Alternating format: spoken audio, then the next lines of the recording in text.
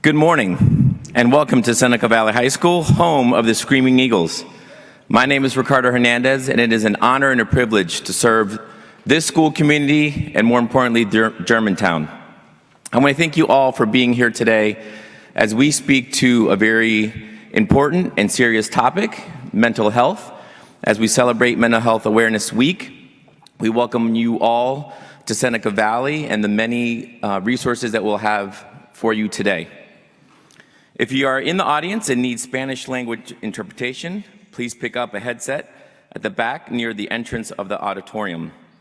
Si usted está entre el público y necesita interpretación en español, por favor, recoja un audífono en la parte de atrás del auditorio, cerca de la entrada. It is now my pleasure to introduce to you Mr. Damon Monteleone, the MC for today's festivities.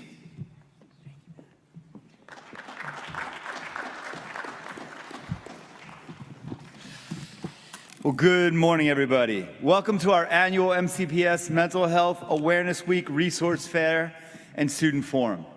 This is our first in-person fair since 2019, and we really want to thank everybody for coming out and joining the fair in person, and for those of you that are at home watching on your devices through our live stream. I am Damon Monteleone, Associate Superintendent in the Office of Wellbeing and Student Services. And I'm really happy to be here with our team and with students and staff for this wonderful event.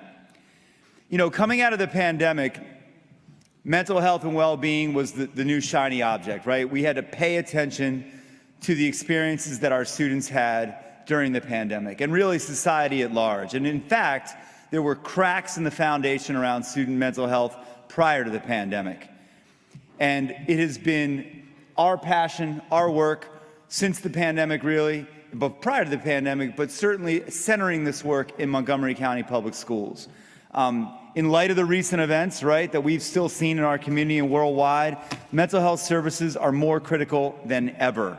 This was not an episodic need. This is something that we are committed to as a district and with our county partners and agencies to provide. Many students and families struggle with mental health and depression. Probably everybody in this room has experienced it or knows somebody who has experienced with mental health or emotional struggles. Folks walk around with trauma in their lives on a day-to-day basis, and it is imperative that Montgomery County Public Schools and our community has the supports and resources available to our students and our families centered in our schools, as we work certainly with our partners in Montgomery County government and with our agencies. We must continue to end the stigma and work around the stigmatization of mental health.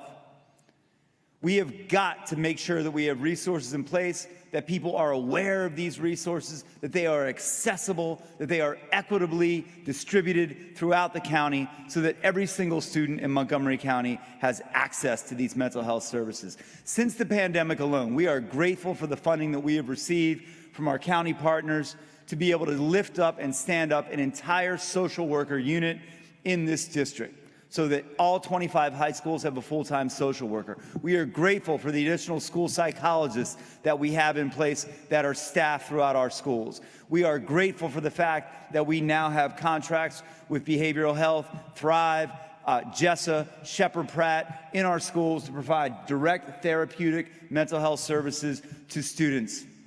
And we are happy to say through our Student Wellbeing Team initiative and our Student Wellbeing Team programs that are in every single school, we are able to refer students to those teams. We are able to triage any type of root cause assessment that we need to figure out how to help students, and we can provide them with those supports. In fact, every single student in Montgomery County today has access to one-on-one Tier 3 mental health service through our school. Whether it's in the school or accessible through a partner, we can bring that in and provide that to our students and families. So we're really proud of this work. We've just gotten started. And again, our goal is to ensure that everybody knows where the resources are, that they are accessible, and that they are productive for all of our members of our community. This resource fair that you all were just milling about through is a great first step in helping our families and students know what is available, but it's just the first step. And part of that is creating awareness through events such as this. And today, our keynote speaker is Dr. Charles Barrett, a renowned expert throughout the country, speaking about mental health concerns for students. After Dr. Barrett speaks, we are going to have a student forum where our panel of student leaders will speak about issues impacting our young people and answer questions from our in-person audience. The student forum will be moderated by Dr. Christina Chester, our Director of Psychological Services, and two of our 2024 Summer Rise interns in Psychological Services, Gabby and Jada. Our student panel will be answering your questions, so please make sure when we note this to fill out your questions on the cards that you were given as you came into the auditorium. We're going to hand them to staff members who will be at the edges of the auditorium. So colleagues, please raise your hands so our audience knows where you are. Where our colleagues are going to be able to collect these cards? Are they in the auditorium? We've got a few back here on the edges. They're going to come down and collect them on the side. Thank you. So, before our keynote speaker, we do have a very special guest that I would like to welcome up to the stage. It's been wonderful just to kind of get to know him through our work with County Council and through Health and Human Services, and it is Council Member Will Jawando. I really respect the fact that you're here, sir, and we'd love for you to come up and say a few words. Council Member. Thank you, Damon. Good morning, everybody. Okay, this group was good, but I didn't hear anyone over here. Good morning, everybody. There we go. They're very good. I'll be very brief. I'm really interested to hear from our speaker. As Damon said, I'm Will Jawando. I'm a council member at large, which is a fancy way of saying I represent the entire county. So if you live in Montgomery County, I represent you. I'm also the chair of the Education and Culture Committee, which has oversight over MCPS's budget, Montgomery College, all of our arts and cultural organizations and libraries. I also am a lifetime native of Montgomery County, went to MCPS, and have 4 children that are in MCPS right now. And I'm here to say 3 things to you. 1, glad you're here. 2, prioritize your mental health. You know, so everyone may see, I'm in kind of sweatpants today. Everyone see that? Sweatpants. I do have a collared shirt on for you. I did that. But I just came from the gym. Okay, on Saturday mornings, I get up about 6:30 and I go play basketball with a group of friends. And I've been doing that for over 20 years. It is physical activity, but it's also mental health. It's really helpful for me. That might not be your thing, but find your thing, right? Find a thing that helps relieve stress for you, that helps you kind of just do something you love, reading, biking, whatever it is, okay? Make sure you know what those things are. If you don't know, inquire, figure it out, right? You're young, you might like a lot of different things. It could be multiple things. The other thing I wanted to say to you, be kind to someone that you don't know today. Studies show that kindness, acts of kindness, improve your own mental health and well-being. And there's some people here, I said hi to some of you, and I know it was a little awkward because you don't know who I was, but hopefully I was kind to you. Model that. We need more kindness in the world. It not only helps the person you're talking to, it's good for your own mental health. And then the final thing I'll say to you is if you see someone being unkind, or if you see something, you need to say something in that situation, or you need to tell a trusted adult. My kids have been bullied. Maybe you were the bully at one point because you were dealing with something. That's an epidemic of that as well, and it's often tied to social emotional health and well-being. And we need to be interveners. Everyone knows if you're in a group of friends and someone says something that's not nice, and if someone else says, hey, why did you do that? That person immediately is less likely to say it again and to continue down that path. Silence or piling on is what makes things worse. So we all have a responsibility to do that in our schools. I know we're all going to be in those situations. And don't intervene if something's violent, obviously, but intervene with kindness if you can. And don't be a part of those things. We on the county council, last thing I'll say to you, we care about this issue a lot. I've asked all the adults, and I'll ask the young people here too. If you see gaps in your school, if you've tried to access services and you can't get them, if you've gone to the counselor and they're overwhelmed, I want to hear about that. Because we're going to be making budget decisions in the next few months about what these resources need to be. And your mental health is tied to your success in school, but also success in life.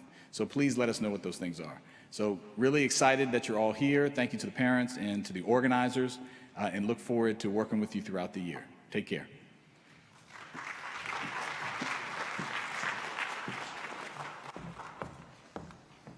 Thank you, Councilmember Jawando.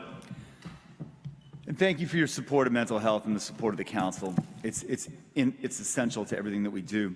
Now I'd like to introduce Ms. Alondra Anderson and Ms. Madison Buckholz, the co-presidents of the Montgomery County School Psychologists Association, or MCSPA. MCSPA are the co-sponsors of the Mental Health Awareness Week and the Mental Health Resource Fair and Student Forum. Thank you, Ms. Anderson and Ms. Buckholz, for your collaboration with this amazing event for so many years. We'd like to hear from you. Thank you.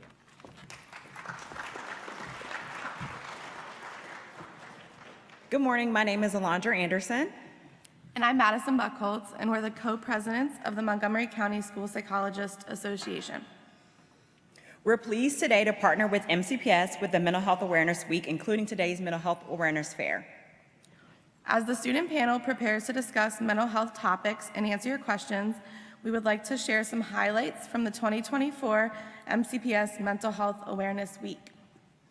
It's interesting because the Mental Health Awareness Resource Fair was originally initiated by MCSPA in 2017, so this is the 7th time that we've had it, in order to help destigmatize mental health needs and help families to gain access to supports available within schools and the community. Today has evolved into the wonderful event that we have today.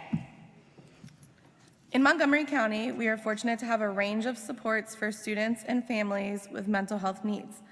In MCPS, we appreciate the hard work of our school psychologists, our school counselors, our emergent multilingual learner therapeutic counselors, or EML counselors, our social workers, our pupil personnel workers, our parent community coordinators, and community school liaison, as well as our community partners, including those working in our wellness centers and Bridge to Wellness.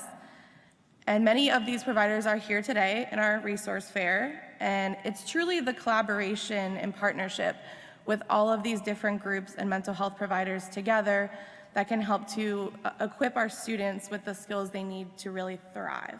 So we appreciate you all. We would like to take a moment to thank all of our presenters today, as well as all the stakeholders involved in today's planning of events. Many minds have collaborated over how to make events successful and to gather the best resources around into one place for families and students to access. We also want to thank both our students and staff volunteers for donating their time, particularly on a Saturday at 10 a.m. to come support, so we really appreciate that. All this will help benefit our students and families. We're honored to work with such dedicated people. Thank you. Thank you.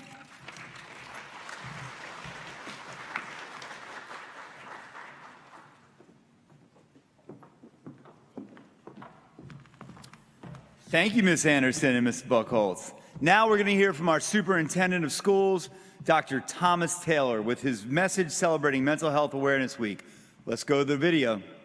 Hello, everyone, and thank you for participating in Mental Health Awareness Week. I want to speak to you about something that should matter to all of us, the mental health and well-being of our students. Really, the mental health of all of us. Being well emotionally is just as important as academic success. When students feel mentally well, they can be at their best, not just in school, but in every aspect of life. Whether you are a student, a parent, or a staff member, your well-being affects your ability to learn, to teach, and to build positive relationships. At MCPS, we recognize this fact, and we have great people working in social emotional well-being. They are experts. Their work ensures that every student is engaged, supported, and empowered to be their best selves. It is also true that mental health is not always easy to talk about. For many, there's a stigma surrounding mental health treatment. It's time for us to cast away that stigma and to make sure that every student feels comfortable asking for help when they need it.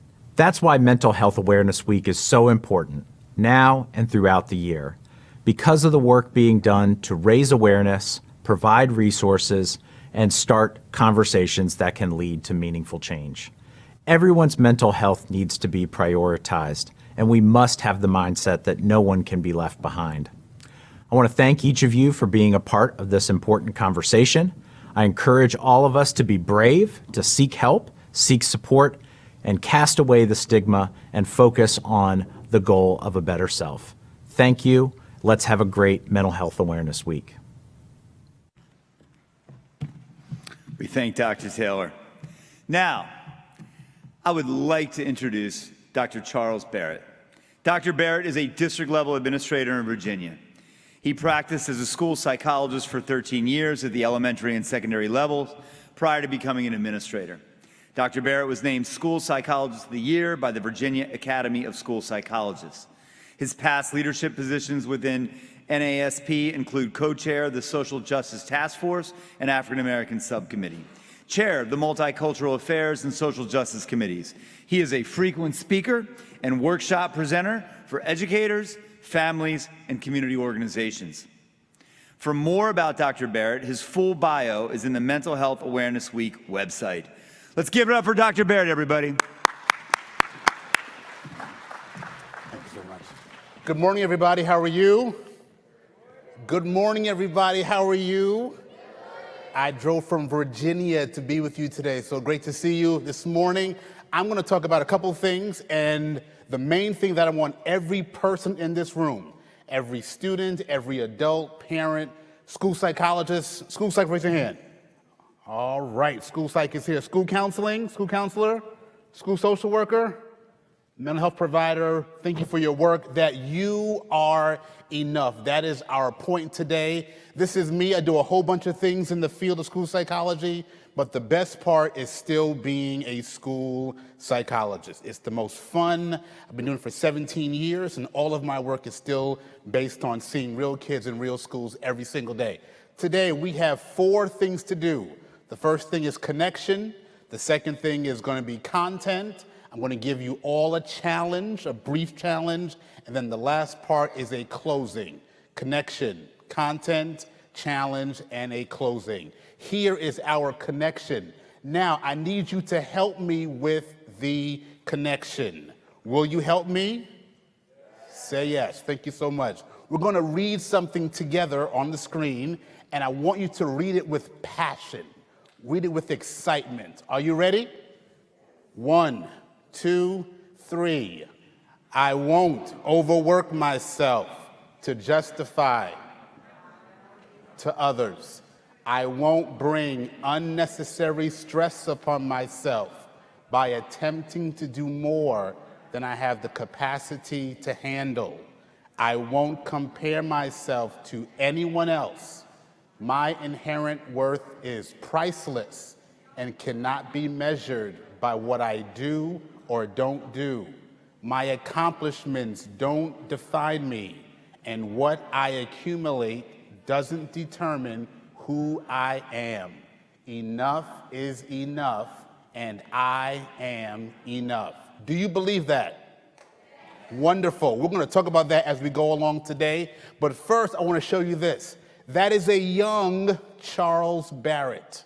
That is me probably at 9 or 10 years old with my elementary speech teacher. And I share this because Miss Schwinger and I still talk to this day. I've known her for close to 30 years or over 30 years. And we spoke, I think, on Wednesday of this week. I want to encourage you that there are people in your life that influence you as children.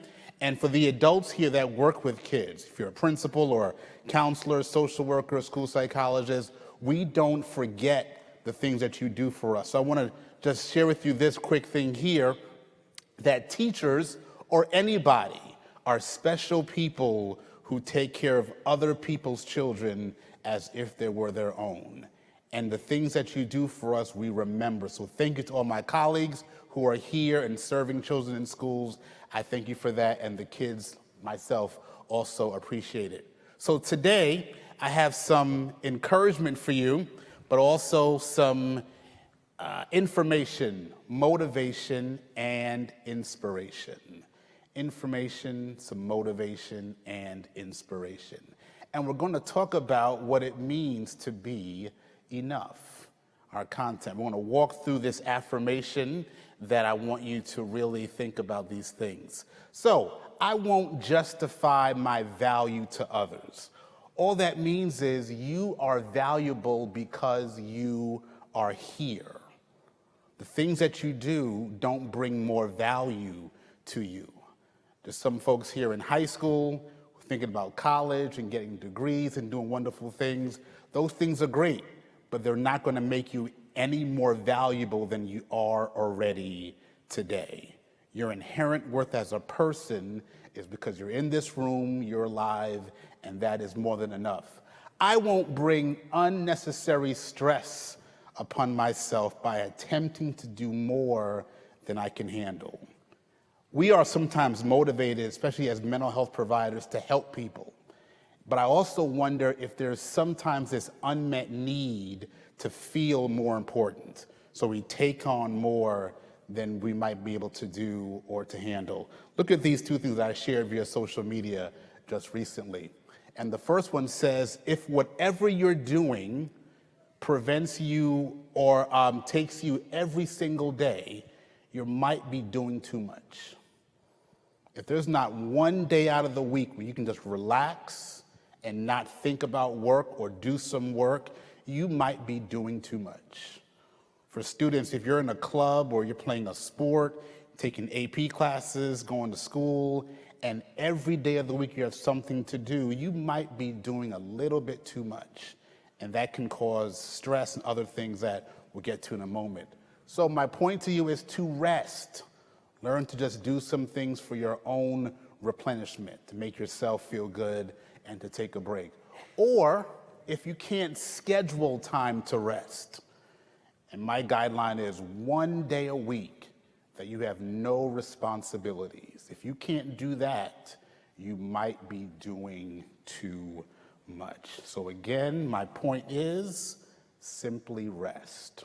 Find a day, it might be Saturday or Sunday, whatever day it is, to take a break and do nothing.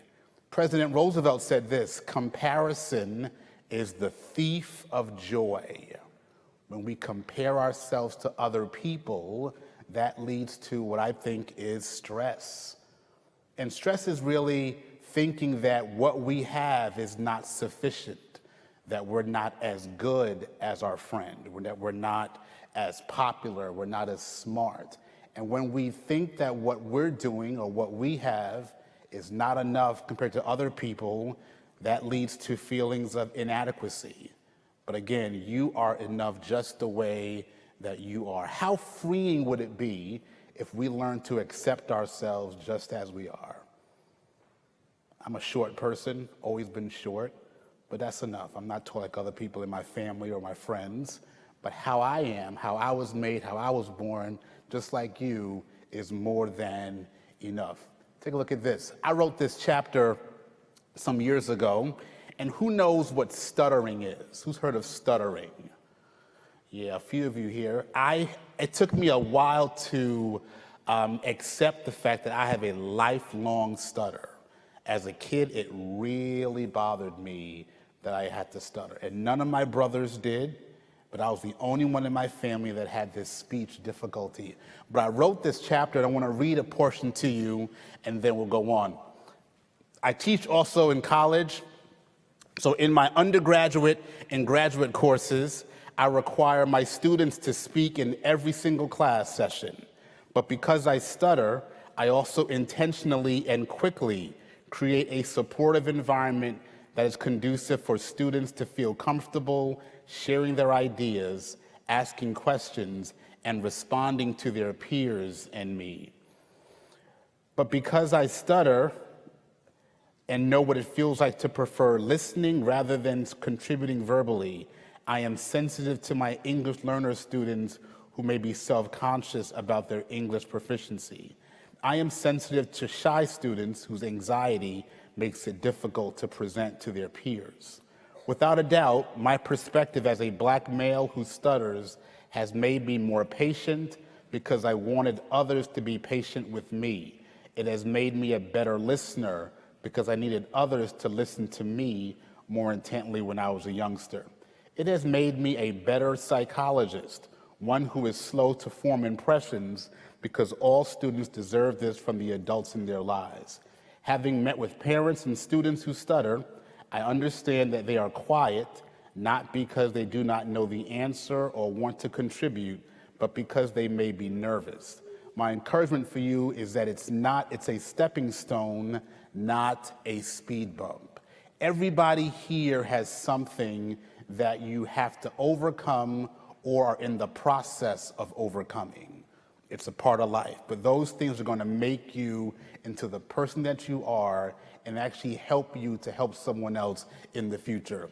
Who's heard of this saying here, how it started has nothing to do with how it's going?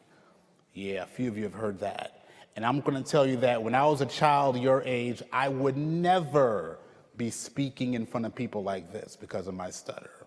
But here I am now, all these years later, talking to audiences because my stutter did not define me. That weakness did not make me who I am, but I was able to overcome that, and you will as well. All of us are made up of different things: your age, your gender, your race, your ethnicity, the language you speak, the country you're from. We call this intersectionality. It's a fancy word, but this means we are all made up of different parts. And I want to tell you about my intersections. First, I am the son of Jamaican immigrants. I'm woohoo! Jamaican? All right. But those are my family, that's my parents, those are my brothers.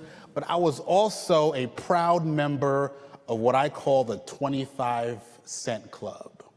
And you might not know what that means, but what it means was I was eligible for reduced price lunch. What that means in grown-up terms is I was a kid who was poor. So my family couldn't afford to pay full price for our lunch. So I got reduced lunch. Some kids get free lunch. But all these things still made me who I am. My friends had more money than me, but honestly, I didn't feel poor when I was a kid, but now that I look back, I guess I was. But all those things don't make me who I am. So you might be stressed about not having enough money, not having the right friends or clothes or connections. You're still enough despite those things. Do you fit in? All those things, you are enough beyond what people might think.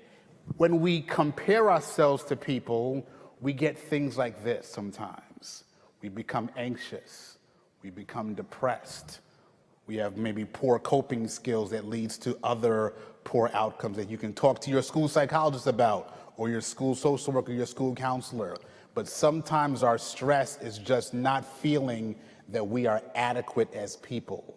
And you are enough just because you're here today. Your worth is priceless and can't be measured by what you do. Again, your grades don't define you. Where you go to college doesn't define you. The awards you might get. Even from my coworkers, you are more than the number of reports you write and kids that you test or counseling goals that you might be able to facilitate. And those things, again, don't define. I got to hurry on because I know I have about 2 minutes left. But we're going to go on here and talk about this. Enough is enough, and I am enough. One of these days, one of my goals is to be sitting with Oprah Winfrey and be interviewed by Miss Winfrey. And she used to always end her interviews with this one question: what do you know for sure? And I have my answer ready when I'm sitting on the Oprah Winfrey Show. And my answer is this: that every single person in this room, every single person has a gift. I would also share this, that there are things happening around all of us that are not our fault, that does impact what we can achieve or accomplish. And the adults in your school in Montgomery County are working to make sure that you can see over that fence, the things that might preventing you from really being able to do what you want to do. But I also say that when people say this, as Maury Povich would say, that is a lie. Because we are all different. You see me, I'm the kid in this purple shirt right here that needs a little bit more help to see over that fence. So we're not all the same. What I mean by this is simply this: when we don't take time to understand who people are as individuals, we don't make good progress in our schools. So I know your teachers, your counselors, your principals are concerned about you and want to understand who you are as a person, because that is how we really make meaningful progress in education and in life. There's no real learning that occurs without real relationship. I want to share that with you as well. And then we're going to go on here. This book is great for my colleagues, even those in high school. Check it out. Enrique is 17 years old. And Enrique goes on this journey from Honduras to find his mom over here in America. And it talks about all the things that he went through as a young person trying to get from Honduras to America by himself. And it was hard. But this slide here, all these points I can't read to you, talks about all the things that Enrique did to overcome that challenge. It talks about how he changed his words so people wouldn't pick him up along the way and send him back to Honduras. How he changed his clothes so people wouldn't identify him as not being from Mexico or a certain country and send him back to Honduras. The things that we do in school oftentimes doesn't recognize that really great thinking and strength that Enrique had. So sometimes your grades might not be what you want them to be. That is not who you are. Enrique had some strengths that we might not be measuring on the MSAs or other tests in school, but he still did a whole lot to get from Honduras to America by himself, and that is a strength that we also want to acknowledge and to celebrate in all of our young people. So I will say this, and I'm going to sit down in 2 minutes. What we really want to do is take away that fence altogether. Poverty and racism and homelessness and trauma and all the things that are preventing us from seeing the game fully, and to get to real liberation for our young people. So here's my challenge to you. The first thing is simply, I want you to learn to rest. I want you to learn to just take some time to chill, as young people say. Be easy, as I guess you guys say too sometimes. Do nothing. That's healthy too. Just do nothing sometimes and rest and relax. Second thing I want to say here in my closing, this is one of my mentors. We called him Brother Bruce growing up in my church in New York. And he was the most committed advocate for young people. He really genuinely loved kids. And what he taught me is on this slide right here. And this is my challenge to the adults in the room in particular. Challenge is this: what he modeled for me is what I believe today about serving kids. Love them unconditionally, support them unwaveringly, and advocate for them fiercely. We are here to do everything we can so you are successful in whatever you want to do in life. Do you believe that? Do you believe that? All right. So I am done. I don't have time for questions, but here's my website, charlesbarrett.org. I do want to see you.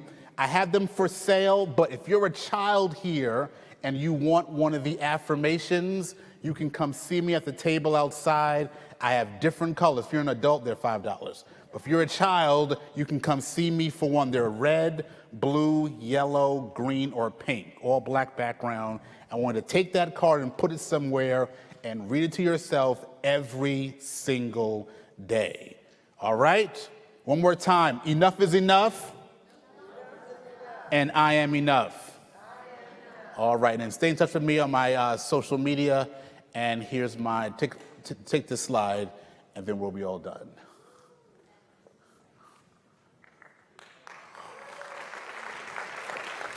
Thank you.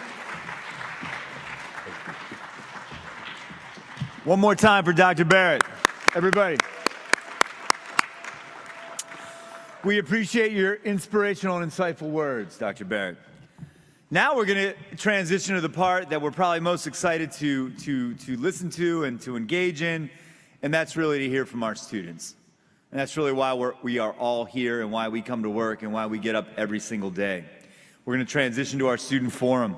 And while our panelists are coming up to the stage, let's watch some of the fantastic social media submissions that our students created for Mental Health Awareness Week.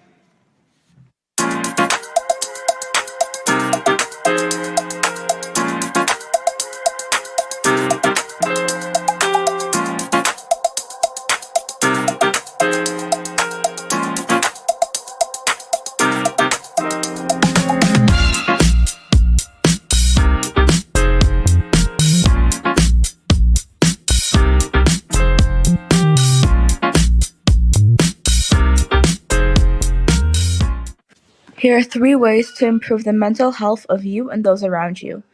If you see a friend that's going through something, never hesitate to consult your counselor about these concerns. And when struggling with school stress, take 5-minute breaks with walks or by listening to music. And last but not least, never stray away from being open about your issues toward a trusted adult. And if needed in case of mental health crisis, call 240-740-3000.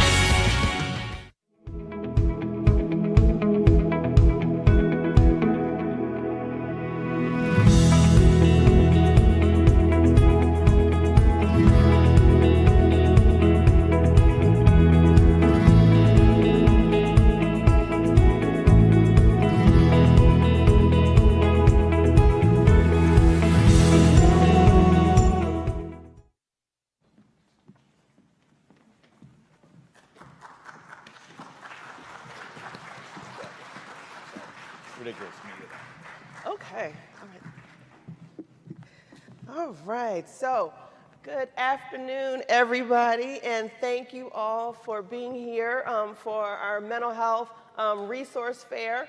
I am Dr. Christina Chester. I am the Director of Psychological Services, and I am going to be one of our moderators for this year's Student Forum. I want to go and introduce the folks that are on the panel with us today. And so first, hold on, I'm getting down here to my, let's see, wait, y'all are like, okay. We're going to introduce our panelists. So first, our 2 co-moderators, whom I know because they are 2 of our fantastic Student Rise summer Rise interns that were with us this summer, supporting us in psychological services. First, we have here Jada, who is a junior at Rockville High School, and Gabriella, who is a junior at Walter Johnson High School. And then we also have our SMA, Mr. Praneel, who is, where are you at? You are a well, you're going to introduce yourself, so I'm going to let you go ahead with that. But I know we have Alex here, who I've known Alex for a while now as one of our wonderful presidents of the BCC Our Minds Matter Club. Glad to have you. We also have Adina, who is a senior at Wooten High School, and we also have Gabe, who is a senior at Poolsville High School. So, Pernille, I know you're going to give some opening remarks. Perfect. Okay, is this on? Okay, perfect.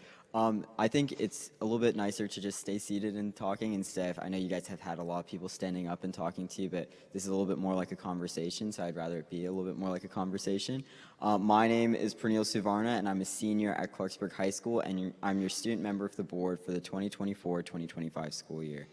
I just wanted to speak really quickly about, the value that MCPS places on mental health resources and mental health awareness. And I just think it's so critically important that we make sure that we continue to put our effort into these resources. And I know that's a personal goal of mine, and it was one of my campaign goals.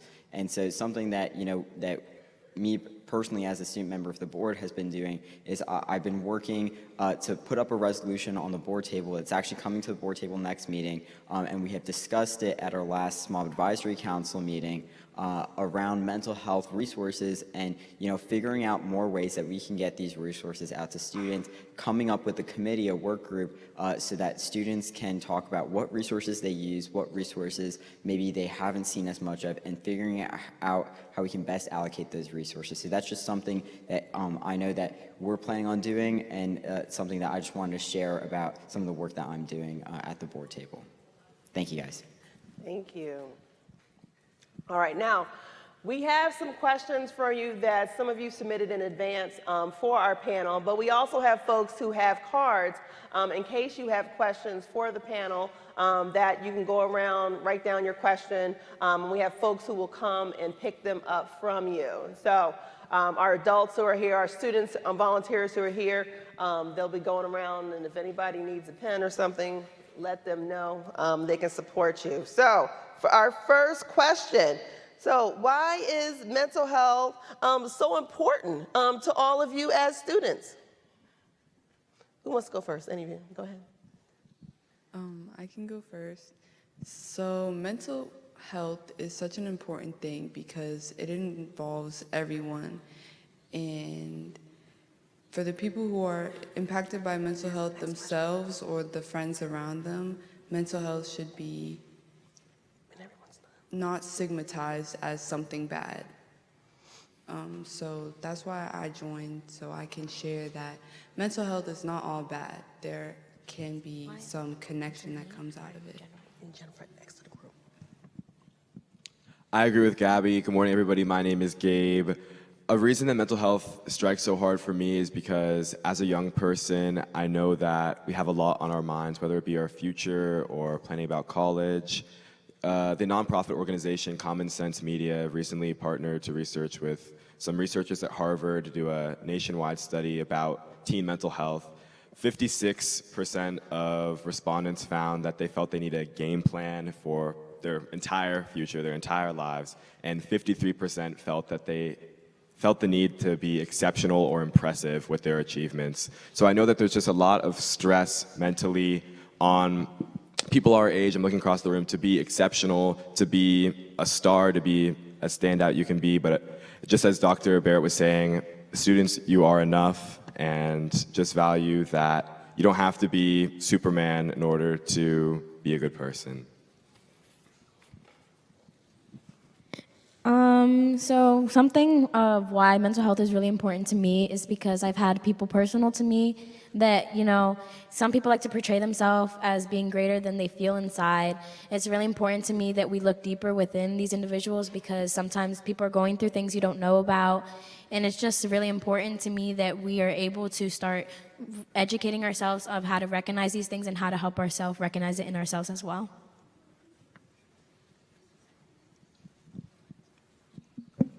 Hi everybody, I'm Adina Herbert, and why mental health is important to me more specifically is I'm a student athlete and I know a lot of sports. Mental health isn't really talked about when you do sports, when you play different games, but I just think it's so important to kind of understand how to cope with whether it's an injury or if you're not playing in a game or if you didn't get on a team, how, like what Dr. Barrett said, how you are enough, even if you don't perform as well as you do, or if you don't really kind of get to do your opportunity or do anything like that, how you can still be yourself and you can just strive. All right. For me to make my point, I'm just going to ask you guys a quick question. Raise your hand if you're a junior or a senior in high school right now. Okay, I'm seeing a couple of hands. Raise your hand if you guys are starting to be stressed out about like the college application process, APs, and SATs and all of those things. All right, so I think that was basically the same hands up. And I think this is something that kind of illustrates my point of why mental health is important, because it's not just our juniors and seniors, but then once that cycle starts, it continues into the rest of your life, right? Where you feel the need to be exceptional, like other people were saying, right? It continues in sort of the need to be like the best at what you do. But I think it's important to just be able to step back and to calm down for a minute. If you guys were seeing me over there, I was over there doing my stat homework, right, through some of these speeches, and it's because I have to balance my mental health, right, because I know if I came to this event, there wouldn't be any other time for me to do my homework. And after listening to some of these speeches, I started to realize maybe it is overworking myself, and so being able to recognize that and take a step back is important, and that's why I think mental health is important. And I will close this off with this question. I think mental health is really important, especially to me, because it's something that we don't really see in a lot of our peers, but it's something that does exist in all of us.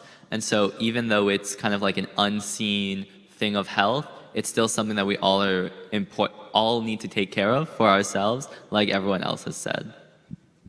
Okay, we have another question. What kind of things can we talk to our counselor or psychologist about? Okay, I can go ahead and start. I would say the things that you can talk to your counselor or a school psychiatrist about is, I would say, virtually anything, right?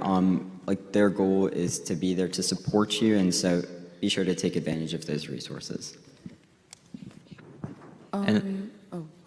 Sorry, I'll just add on to what Pernille said. That was exactly what came into my head also when I heard this question. Really anything, these are staff members that are here just to support you, and they're trying to make sure that your life is easier, that you're feeling safe in school, that you're doing well, and so they are here to support you in any way that they can. So anything, as Pernille said. Agreeing with everyone, your school counselors and school psychologists are for you to talk about anything.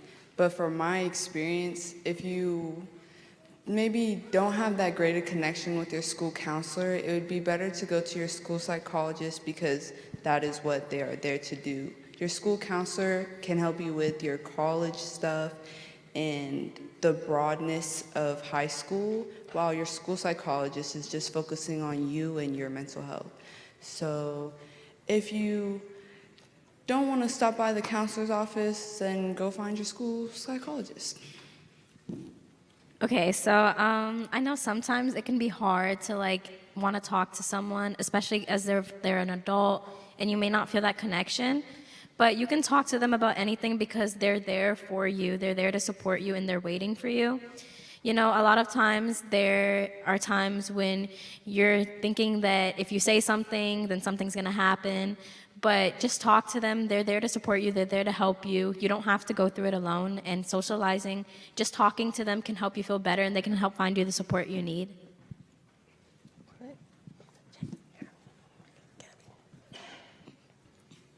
The question is, how does your position as students change your view on mental health? I can speak to this one.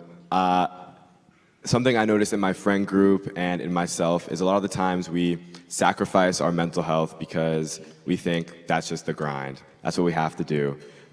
No rest days, 28 hours a day, just constantly grinding, whether it be extracurriculars or schoolwork.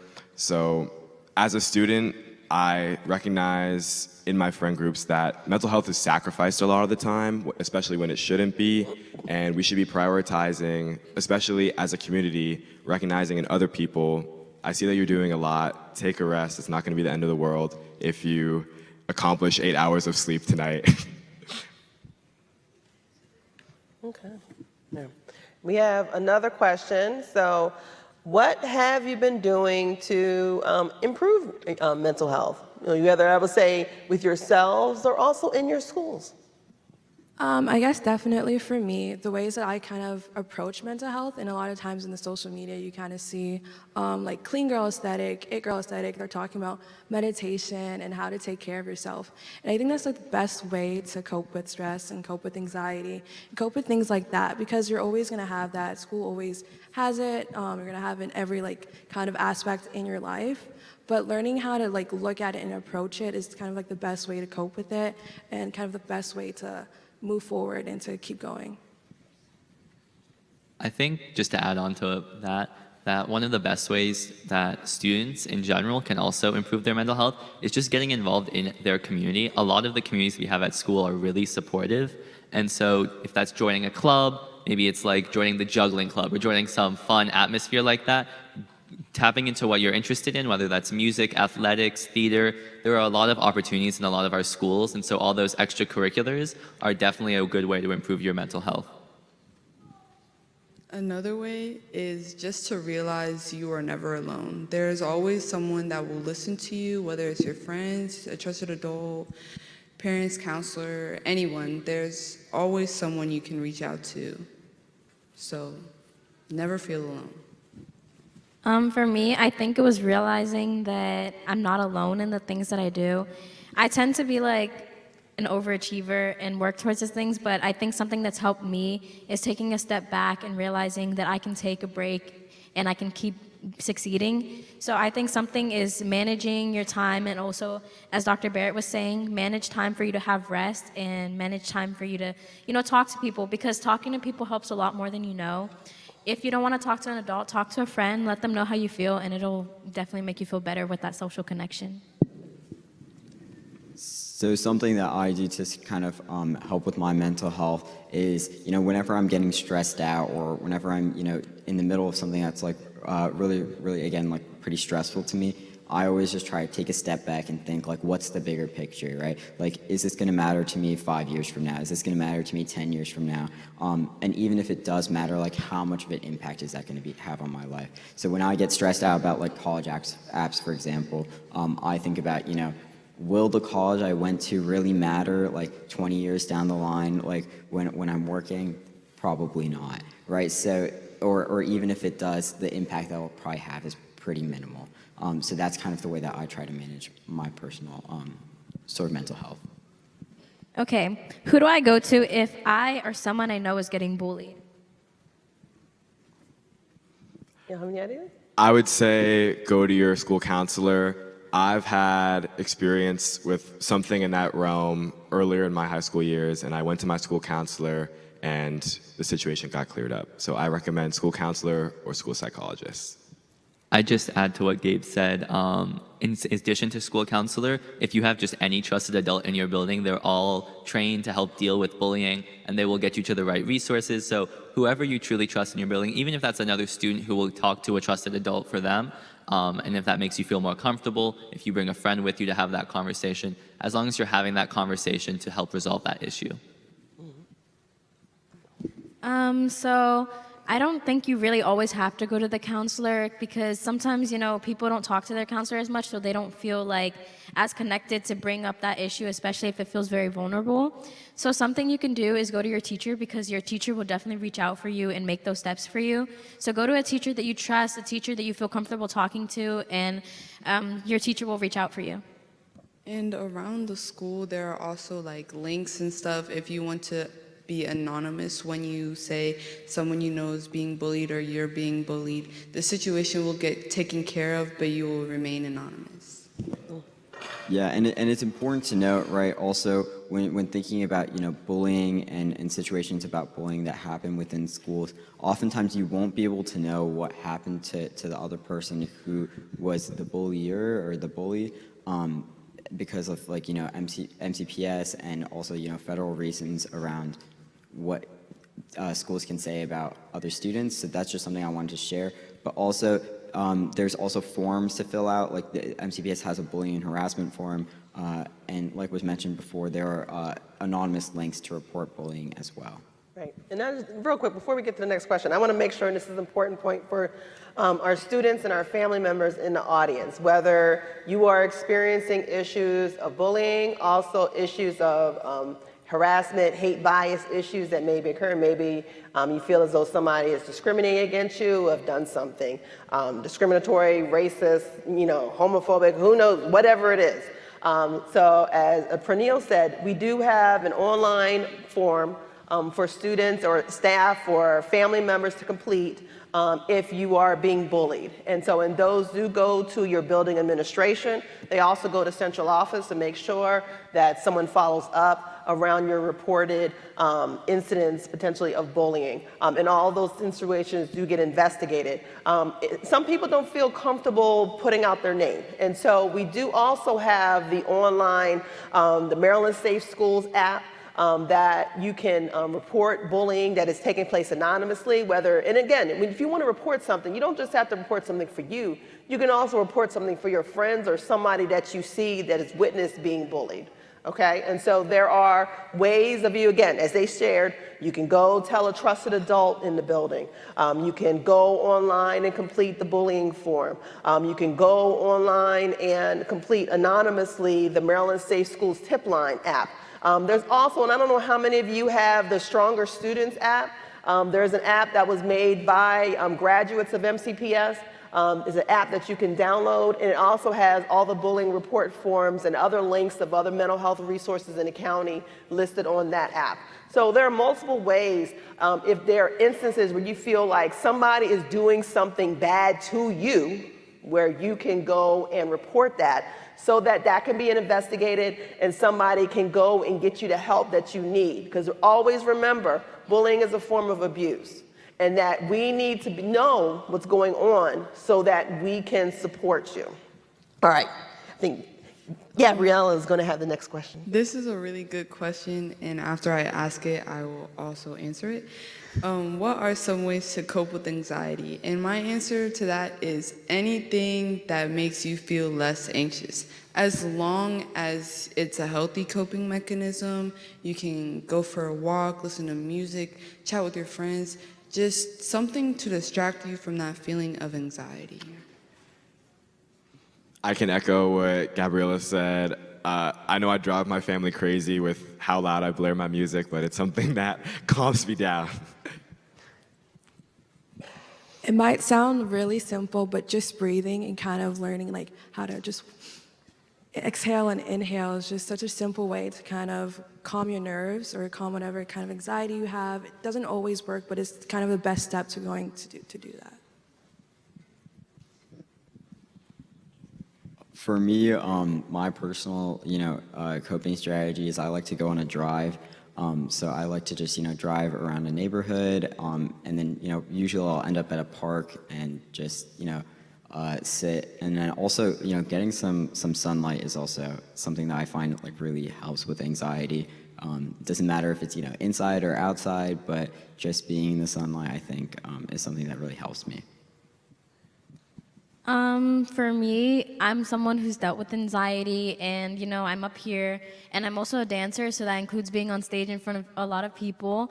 So something that's helped me is, just trying new things and, pushing myself out there, because if you limit yourself into that bubble, I mean, it's okay to be in that bubble, but if you limit yourself in that bubble, sometimes when you take a little step, like even if it's baby steps, it helps you realize, I'm okay, I can do this. And something that I can do is regulate my breathing. So sometimes when you get anxious, your breathing starts to get off pattern. So just breathe in for 3 seconds, breathe out for 3 seconds, and then start regulating yourself. And then, you'll start to feel better. I'll probably echo what Gabe and Praneel said about going outside, getting some sunlight, and listening to music. I think those are my big two. But again, also what Gabriella said, any hobby, any activity you're interested in, I think those are great strategies as well. All right.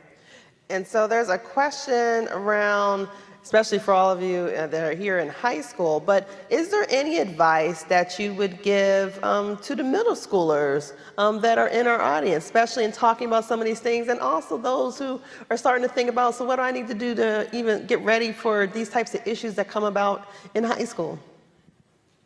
I can start us off with this. I'd say start building healthy habits now. So whether those are sleep habits, study habits, or just like, as we talked about, debrief, calming down from anxiety, just getting those habits locked into place as you get into high school, that'll make it a lot easier and also help you right now to deal with your mental health. And also just being at this event is already taking a great step in working on managing your mental health. So something me and my friends say a lot is it's never that serious, right? So no matter what it is, right, that you're going through or that you're doing, like I'm not trying to devalue like what the experience that you're feeling, but just think to yourself, like, is it really that serious? Like, am I really, like, is it worth it for me to get worked up over this? And if it's not, maybe take a step back, right? I know that's something that I try to do a lot in high school and in middle school. Like, is it ever that serious? Like, will it really have this much of an impact on you? And if the answer is no, don't spend your time worrying about it. Something I would say is, I know a lot of middle schoolers now, they see high schoolers and they're like, oh my gosh, I need to prepare for college, I need to do this and that. I want to just say, just relax. Like, you have time to explore yourself and just find things you're passionate about, enjoy your time with your friends, and, don't push yourself to advance faster, you know what I mean? Like, just relax and maintain yourself and enjoy your time as a middle schooler. I feel like a lot of people say that middle school is a transitional time, but I feel like 9th grade is when you really transition into high school. Middle school is fine and it's difficult, but then when you get into high school, then it's like, whoa, like I'm really here and I'm going places after this. And you just need to be in the moment. You can't overthink about your future, because if all you're thinking about is your future, then when that future comes, you'll be like, what did I do? So be in the moment, be with your friends, be happy, survive, continue. I'm gonna bring it back one more time, and I think one more piece of advice that I have is, make sure that you keep like your main things your main thing, right? I think that's like a phrase that I get told a lot, but keep your main things your main thing. So like if your focus is on learning, right, make sure you're learning within school, right? Make sure you're having fun with your friends, having a social life, and make sure that's the goal, not the grades or not the social clout, so to speak, right, that comes with it, or the Instagram followers or the likes, but, focus on what the goal is. So if the goal is learning, make the goal learning. If the goal is having fun with your friends, make that the goal, right? And don't worry about anything else. And I'm just going to wrap up this question by repeating what Alex said. Middle schoolers, build healthy habits now. We all like to say, if you procrastinate now, you're like, oh no, I'll stop procrastinating in 9th grade. Or if you don't get enough sleep now, you'll think, I'll just start sleeping more once I get to high school. But habits take time, and it's important that you start now to build them. You want the mic? Go ahead. And I also wanted to add, you have to be kind of acceptable to change. When you go into high school or like freshman year, it's going to be a lot different than middle school, and you're going to have to adapt to different things and being okay with change. Change can cause stress and anxiety for everyone, but when you learn how to cope with change and how everything is going to change, you're not going to have the same friends you did in middle school, you're not going to have the same teachers, the same workload, but to kind of learn how to kind of adapt to it and learn how to cope with it is just a great way to enter high school. Okay, so someone said, my friend doesn't want to tell anyone they are struggling with their mental health. What do I do in this situation? We have the saying, if you see something, say something, and this is, I would say, like a perfect example of that, right? There are trusted adults within your building, there are anonymous reporting forms, and it's the same idea behind, even if they might get mad at you, right? It's worth it for them to have that health and stability within their life, right? So let's really think about, like, would you rather want your friend healthy, or would you rather have them be happy with you? And For me, every time, that choice is healthy, and it should be for you too. Make sure your friends are healthy before, they're happy with you. And I really like that point that Pernille just had, healthy instead of happy. I would add on, if it's specifically like just the counselor, maybe there's another trusted adult in your building that they feel more comfortable talking to. Maybe you go to the school psychologist or social worker instead of going to the counselor if they have a bad relationship or they feel like it's stigmatized going to the school counselor. But then still, if they're not willing to do that, making sure you're reaching out to a trusted adult at your school and saying something if you see something. Okay, so I've personally been in this situation before, and I want to say, if you see this and your friend is telling you this, say something. It's so worth it, because sometimes you don't say anything and then it only gets worse, and then their mental health is worsening, and then you see it and it hurts something inside of you when you see them, getting worse. So just say something, even if they get mad or you feel like you're going to lose your friendship over it. At the end of the day, if you really care about this person, you really want to see them succeed, just take that step, because their well-being is way more important. And they're just scared of what's going to happen. But in reality, you're just going to get them the support that they need. And even if it's scary, just take the risk, because it's way better than the risk of not saying anything. Even if you do say something, remember, don't get worked up over your friend's issues, because in the end, that is your friend's issue.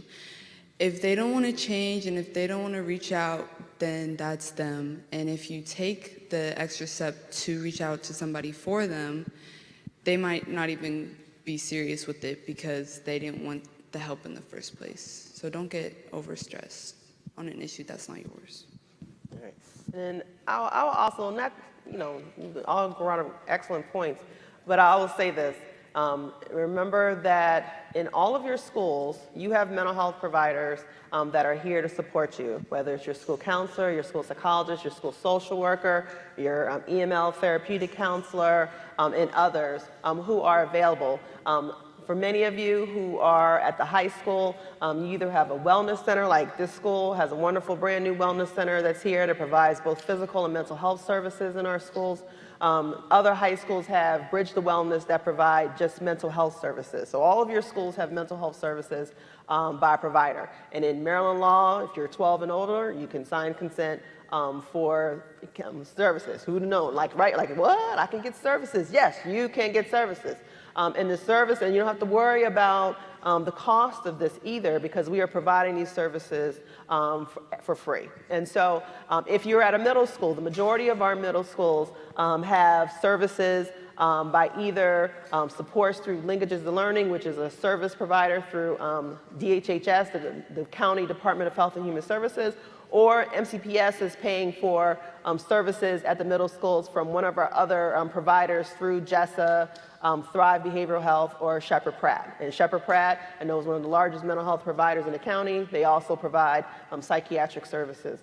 So all of these agencies are here to provide support for you, whether it's a district person that can provide mental health or an external partner that can provide mental health for you.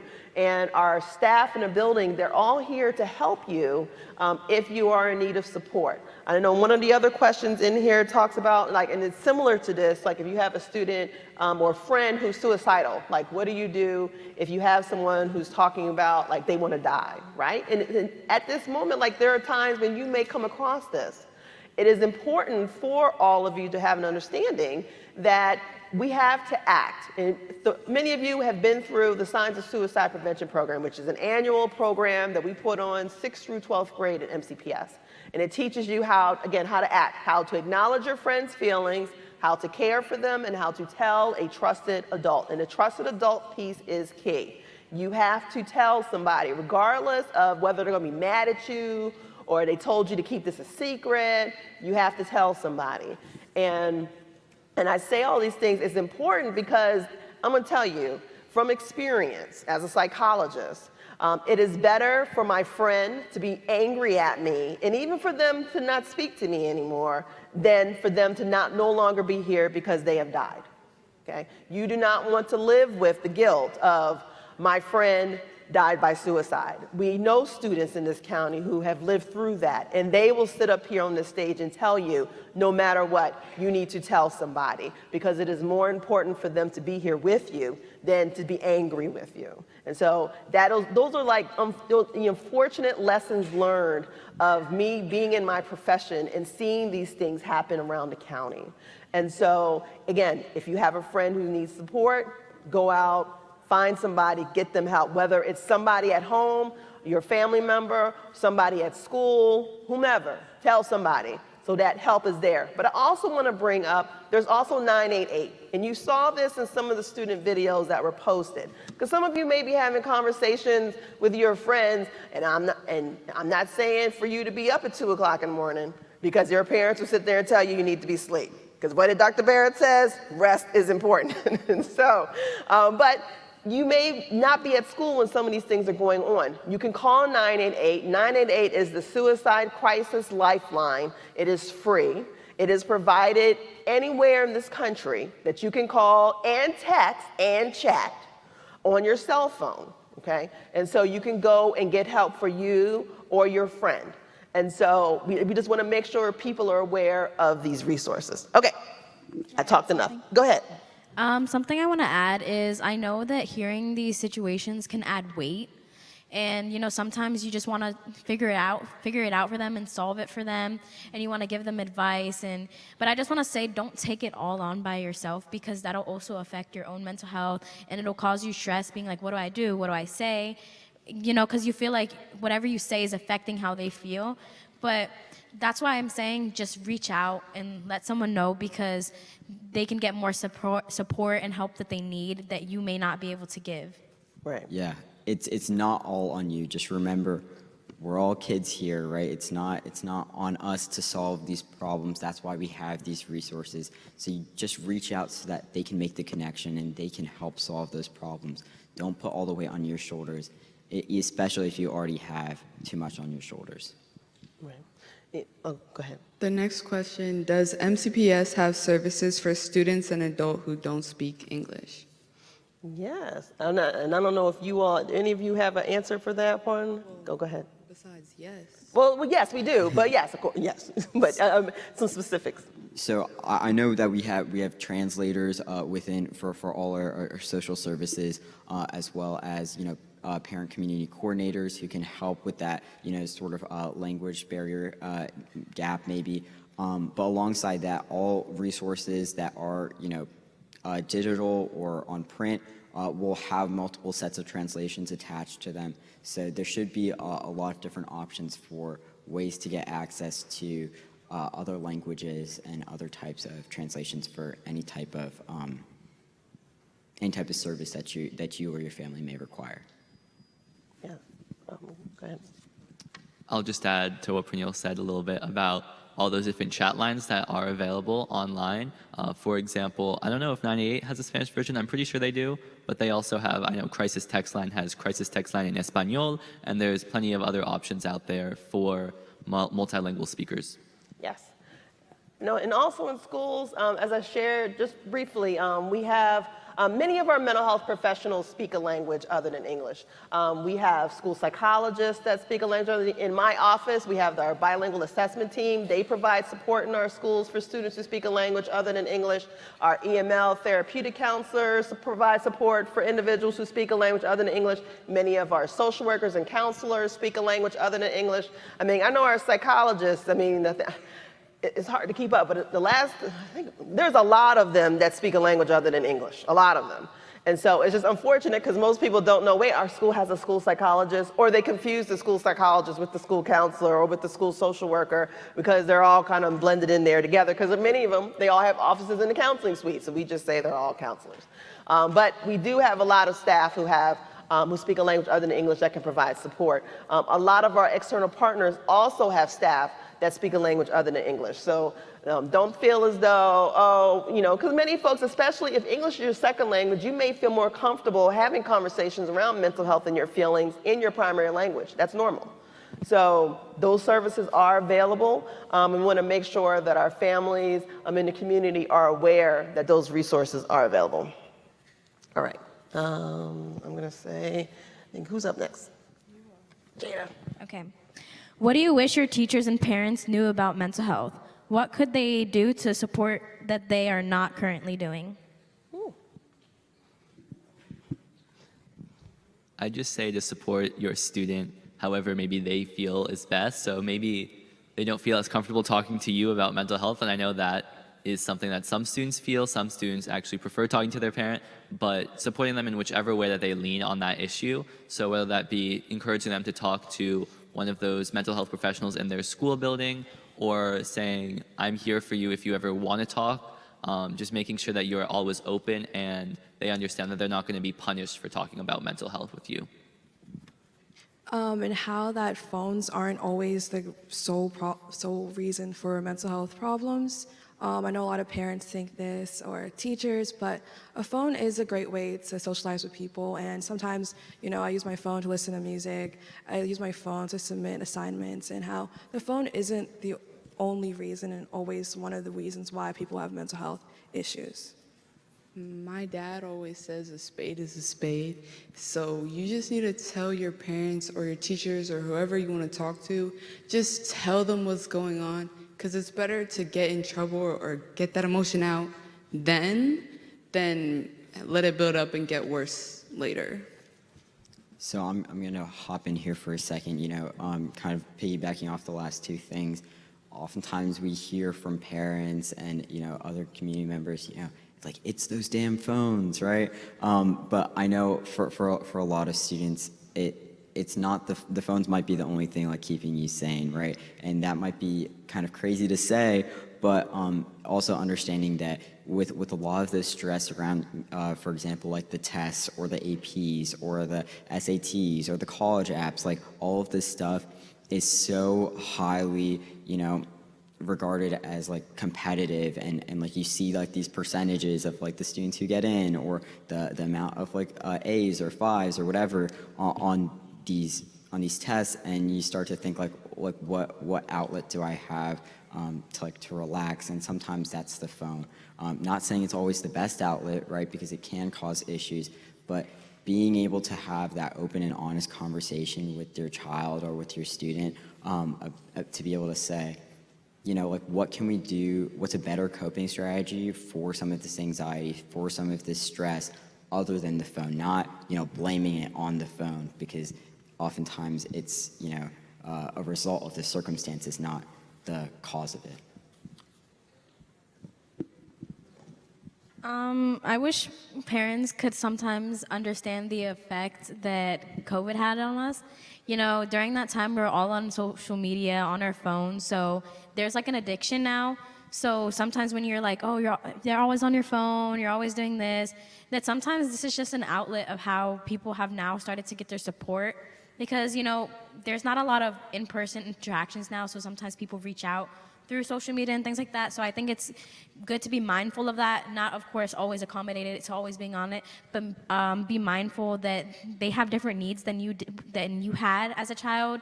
There's different changes in time, so what helped you may not be what they need and what they help, and to, adjust to the times and adjust to what they need now. And, especially with school, sometimes parents think of how it was in the past, and it's a lot harder now. There's a lot of more things to do, so to be mindful of the academic stress. Some parents will say, oh, but it was easy to do this when I was younger, but things have changed and it's gotten a lot harder now, so to be mindful of what they're going through in school and just being their support. Right. And I'll say, like, as a parent, I have 4 kids. Okay, one who's 15 and a sophomore in high school right now. And you're right, it is different than when I was in school, because the impact of COVID is real, and I see that on my sophomore all the time. And so we as parents have to really have an understanding that what they're experiencing, especially what the impact of social media has on them, is different than what we have. But there are some things that are the same. The struggles of trying to figure out your course load, and the struggles of dealing with new friendships, especially coming in your freshman year.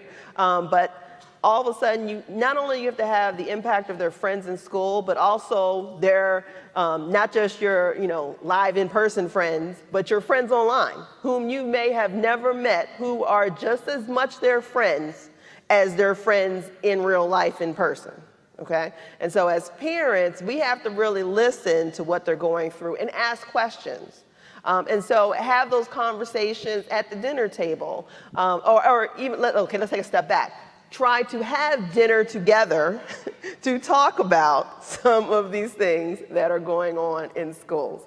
And so all these things you all bring up, are excellent. And we really have to make sure that we have an understanding and bridge the gap, because for many of our families, there's stigma around mental health. Mental health is something that we don't talk about, or you'll get over it, let's talk about something else. No. We really have to have conversations around the impact of mental health, the stigma of mental health, and that kids nowadays are more open to talking about these things than my generation or my parents' generation. So, okay. And another thing to add for the teachers is they don't know what's going on behind closed doors. And I'm not saying tell your teachers what you're going through, but this is for the teachers to take what their students do with a grain of salt. Because, oh, this kid is sleeping in my class, I don't care, da, da, da, da. But you don't know what's going on at home. So just have an open mind about the people you are interacting with. I think for both parents and teachers, it's about changing your perspective. When you see these things and you just want to oh, you're always sleeping, you're always on your phone, take a perspective and change it of what you think and say, why are they always on their phone? Why are they always sleeping? Why are they always late to class? Instead of constantly just, bashing on them for these things, take a different perspective and ask. Don't just have a perspective and an assumption and stay there. Change into a different light and figure out what's going on. And piggybacking off the topic of having communication with our parents, perspective that our parents have of us, and the great point that we made about dinner table discussions, students, it's also your responsibility to make sure you are talking to your parents, because we can't just say, oh, my parents don't get me, or oh, they don't get it. If we're never talking to them and we're not staying open about our lives, our interests, our passions. So just as important for the teachers and parents to have a better understanding of us, it's just as important for us to have an understanding of them. What kind of mental health extracurricular or after-school activities can students get involved with? Yeah, I'll start off with this one.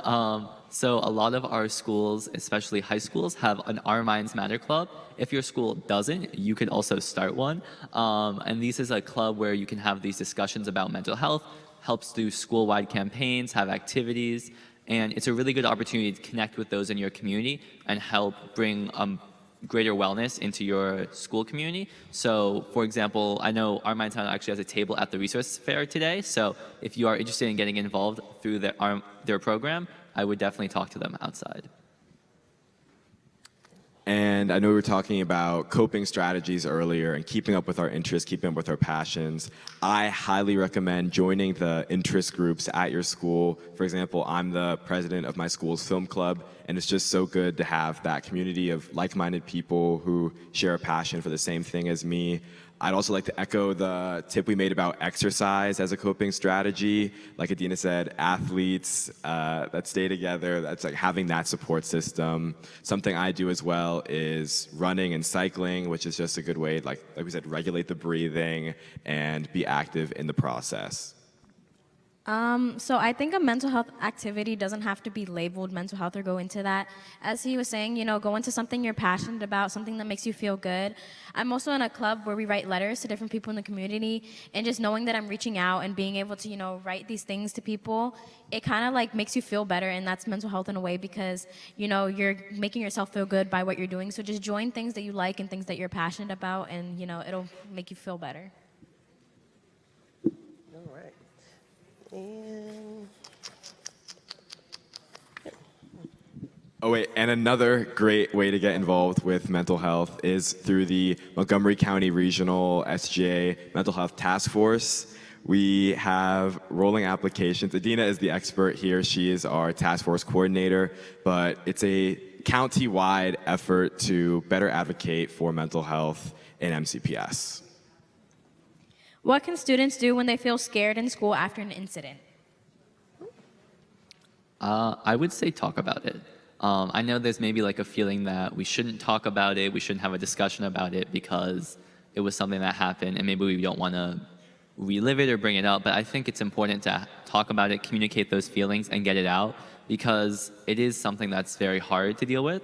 And I encourage, especially schools, to encourage their teachers to have those discussions during class, especially if they have it during that class period. They just have 20 minutes to debrief on what really happened, because a lot of the times we just we move on without talking, and we move on with instruction and as if it never happened. But it's really important to have that time where students can share their emotions, feel, wow, this really did happen at my school, and here's what we can do to move on and be better about it.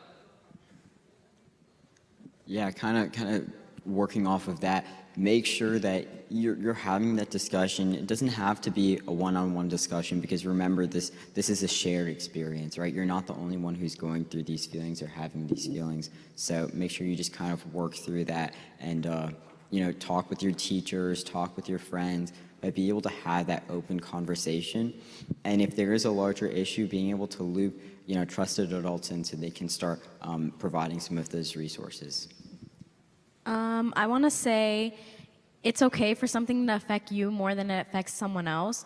Sometimes if you tell a friend, they'll be like, oh, it's not even that serious. Like, why does that affect you? Just if it affects you, it affects you. So then go to a counselor, talk about it, because a counselor is going to understand you and they're going to be able to speak to you and give you the support that you need. And also for situations, if there's an incident, psychologists have intervention where they'll talk to you and, they'll be able to help you and provide you with the support you need. One of the things I learned while I was in the Summarize program is after there is an incident, there will be help sent to you, and there will be resources for you if you feel you need it. Like at my school, when there was an incident, people gathered at the media center to talk about it. If they needed help, then they took a break from their class and they went to the media center and they spoke about it. But if you are impacted, if you are scared, you just need to say it. You need to express how you feel. You need to acknowledge this happened, but how do I move on? And adding on to that, for example, I've had a whole incident at my school as well with, a potential school shooting, and it was a whole thing. The best way is definitely talking about it. Without talking about it to my friends, I don't know how I would have coped with it. And with all the resources that the administration, the teachers were able to give out, definitely just talking about it and just kind of acknowledging the issue and acknowledging that it's there is a great way to just look at it and better. All right, go ahead. Next question? Yeah, go ahead, Gabrielle. What if parents do not accept mental health issues? Who does the ESOL student go to if a counselor or teacher is too busy throughout the year and not just during this month? I think I'll just echo, I think Councilmember Joanna had to leave, but really what he said at the beginning, that is a problem if it's happening in your school to where you're unable to access the resources. And so you should be reaching out maybe to an administrator at your school to see where you can get access and tap into those resources. We also have those external programs with Bridge to Wellness or a wellness center at all of our high schools. Those are another opportunity where a lot of those staff members are more available than the ones that are working directly in your school, and they are still also staff members in your school. So that's another opportunity, but definitely reach out and let someone know that that is a problem that's happening so that you can get more resources to your school. And what Alex is saying is vital to take away with us from this discussion, because our mental health providers at our schools are there for us. It's their responsibility to look out for us. Just like our teachers are there to support us if we have issue understanding a topic or something like that, our mental health providers are there to help us better go through our struggles mentally. So remember that. They have the same obligation as a teacher or anyone else in the schoolroom. Yeah, and I'm going to tackle this from a board perspective for a second. Right, we're coming up on our operating budget season. So if you guys kind of understand the budget, this is like the funding that goes into, all of our school personnel. So that's your teachers, your principals, our central office staff, your school social workers, counselors, psychologists, and all the mental health resources that MCPS provides, right? if you want to make sure that it's included in the budget, I highly, highly, highly encourage you guys to come out to the board meetings as we approach that season. It starts closer to January, December, January. That's when the season starts to really begin. And testify to the Board of Education about how important mental health resources are to you, the issues that maybe you're facing accessing some mental health resources, and how this could be affected by funding. And then after that, go to County Council, right? We heard from Councilmember Will Jawando earlier about, they want to know about if you're being able to access these resources and how much more you need. And so this is really important to just go out, speak to your elected officials about how big of an issue this is to you, so that way the funding stays and we can expand some of these services. I love that, Pernille, because it echoes what Dr. Barrett was saying about I am enough is enough. And sometimes it just gets to the point where you have to advocate for yourself and your community to do what's right. And I'll just quickly add on to something that Pernille mentioned. It really just sparked my mind. A lot of these staff members who are helping make decisions about who is getting the max amount of mental health resources, where are there not enough staff members, those are not people who are actually always in your school building. So students, teachers, and staff members are really the only people always in the school building every single day. And so it's really essential that you make that aware to them. And I know it might seem scary to email a council member or a board member, but I know Pernille is definitely always open to getting those emails. He is your student voice on the Board of Education. Okay, I just want to say, I know that it's hard, especially if your parents turn you away against mental health. I just want you to know that even if your parents don't believe in mental health, that doesn't mean they don't care about you.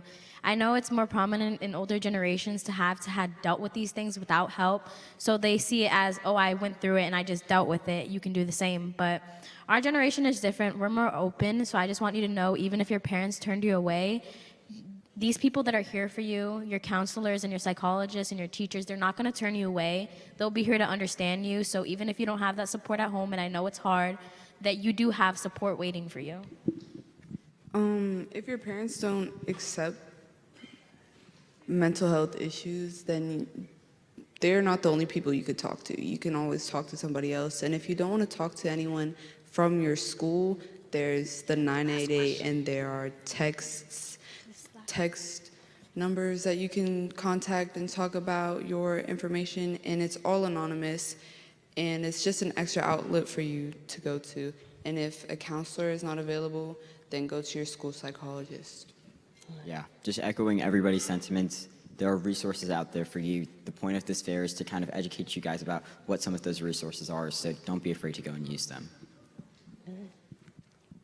Also, I want to add that if your counselor is busy because of scheduling and, they may not know the support you need, if you really do need support, tell a teacher, because that teacher will reach out and get you the support you need in time.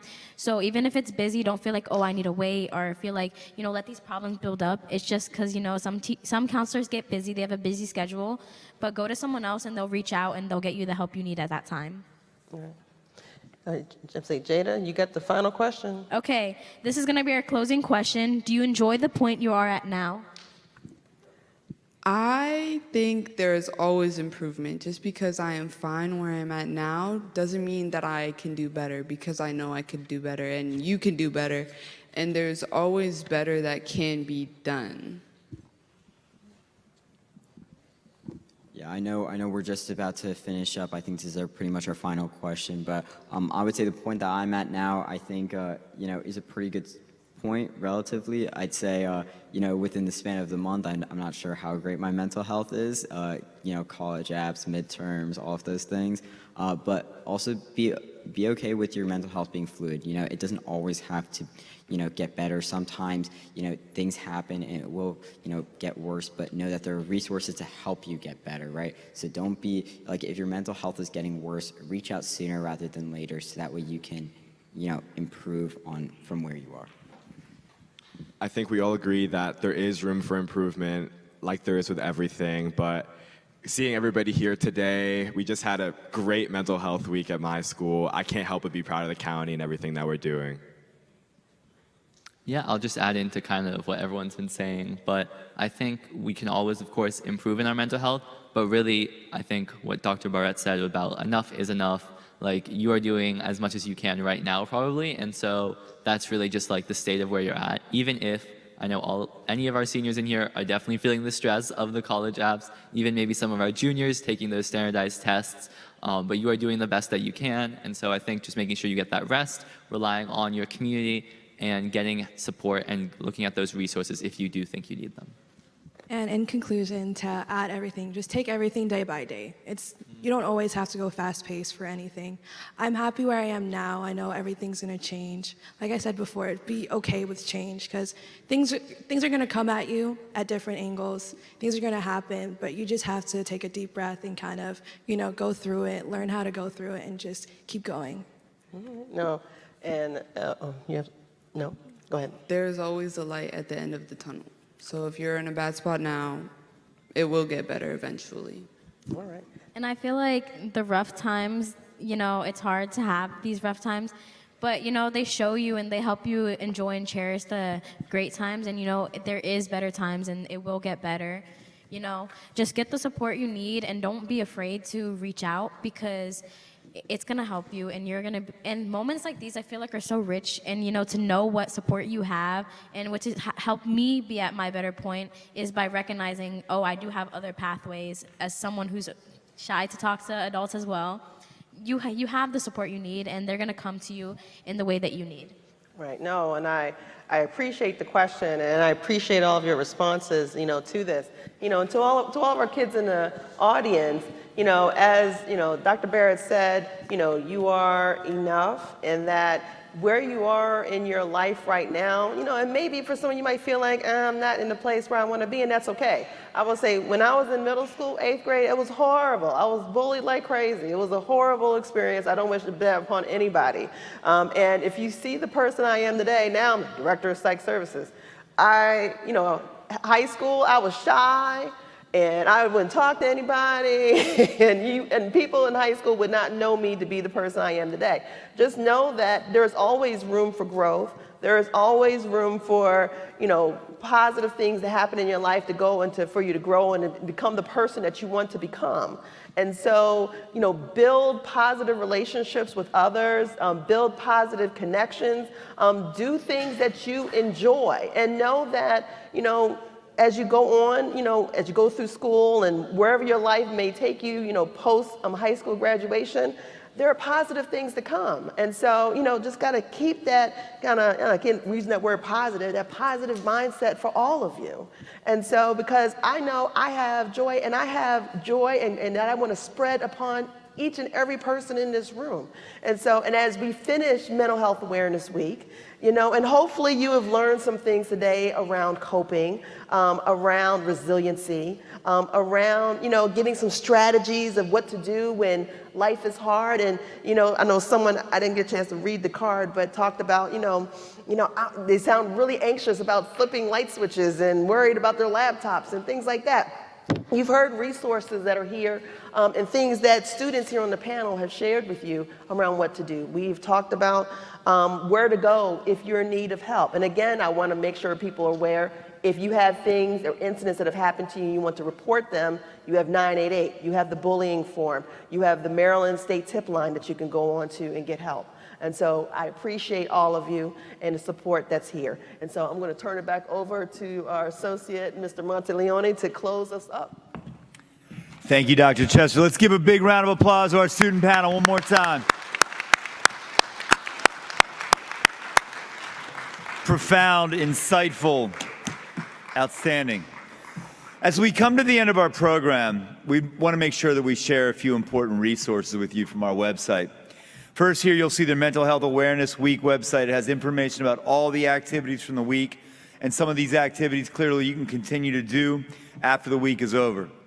Next, we have our updated MCPS mental health website. This is going to provide all the information and resources available in Montgomery County Public Schools and throughout the community that you can access. And then finally, our Wellbeing and Student Services webpage. This is going to provide all of our students, staff, and families with information on how to find the various mental health providers that are in our schools, both our internal MCPS providers, as well as our partners with county government and county agencies, and our partner agencies that are in our schools. And here's why some of you may have been incentivized to come see us today. We have your service learning QR code. This QR code here is for the students that are watching this or streaming this online. So if you come to the end of the presentation and you are at home, make sure you use this link and this QR code for your SSL hours. If you are here in person, do not use this QR code and this link here. You're going to pick up your SSL forms as you leave the auditorium so that you can receive the proper amount of SSL hours for attending this in person. So, during the course of this amazing week, as we conclude here, it's really important just to cap things off with where we've been. Our schools, all 211 of them, have been engaged in daily activities throughout the week. Things such as having therapy dogs come to school, positive message boards, movement as medicine activities. Things like this within our schools have been embedded. Our staff engaged in wellness activities, checking in with each other, positive affirmations, giving support and encouragement, and doing mindfulness activities. And our students, as you saw, created incredible social media content to promote mental health and wellness. And as we finish off, we're capping this week, again, with the resource fair. And before we leave this auditorium, it's incumbent upon us to once again offer a huge thank you to our keynote speaker, Dr. Charles Barrett. Thank you very much one more time. And all of our panelists for being here today. We want to thank Principal Hernandez, the entire Seneca Valley team and staff and building services who have helped support this, the Montgomery County School Psychologists Association, all of the staff in psychological services, all of the staff in well-being and student services, communications, and MCPS TV. I'd also just like to thank my colleague, Dr. Tam Campbell, who was supporting another one of our events, the Game Changers Conference, and was kind enough to come here today. Thank you, Dr. Campbell. Go enjoy the rest of the Resource Fair. Have a wonderful weekend. Get out there and dance, play some basketball, paint some things, go for a bike ride, enjoy this wonderful fall weekend. Thank you, everybody.